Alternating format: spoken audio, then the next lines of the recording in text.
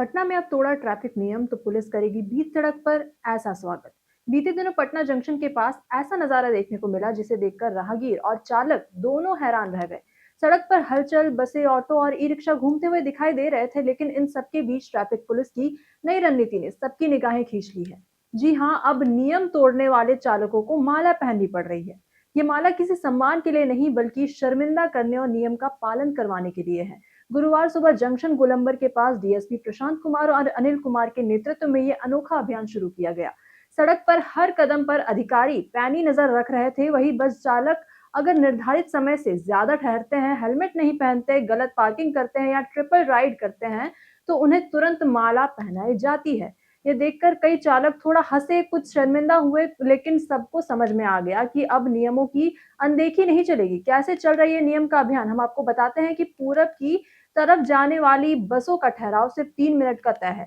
इससे ज्यादा रुके तो जुर्माना और इसी के साथ साथ माला दोनों मिलेगा। और इसी के साथ साथ निजी वाहन अब गोलंबर के पास नहीं रोक सकते, उन्हें मल्टी लेवल और रेलवे पार्किंग में ही गाड़ी खड़ी करनी होगी। वही ई रिक्शा और ऑटो चालकों को अब केवल निर्धारित पार्किंग में ही वाहन खड़ा करना होगा। बाइक मालिकों को भी चेतावनी दी गई है कि गलत पार्किंग करने पर जुर्माना लगेगा। सड़क पर ये नया दृश्य देखकर आम लोग भी हैरान हैं। कुछ लोग मुस्कुराते हुए कहते हैं कि वाह, पटना में ट्रैफिक पुलिस मजेदार तरीके से नियम सिखा रही है। वही राहगीर अब सड़क पर सुरक्षित महसूस कर रहे हैं।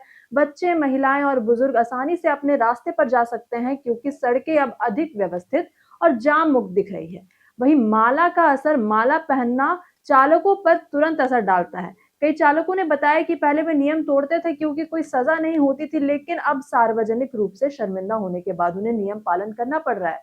कई बस चालक तो जो पहले से ठहराव का समय बढ़ाते थे, अब बस समय पर ही छोड़ रहे हैं। वही इसी के साथ साथ ऑटो और ई रिक्शा चालक भी यहाँ पर अब तय पार्किंग में ही वाहन खड़े कर रहे हैं। ये तरीका न केवल मजेदार है, बल्कि असरदार भी साबित हो रहा है। अधिकारी बताते हैं कि ये अभियान धीरे धीरे पूरे शहर में लागू किया जा रहा है। उम्मीद है कि आने वाले दिनों में पटना की सड़कों पर जाम और ट्रैफिक का बोझ काफी हद तक कम हो जाएगा। लोकल प्रभाव की अगर हम बात करें तो जंक्शन गोलंबर के पास स्थानीय लोगों ने भी इस बदलाव का स्वागत किया और दुकानदार और इसी के साथ साथ राहगीर अब आसानी से अपने काम पर जा सकते हैं।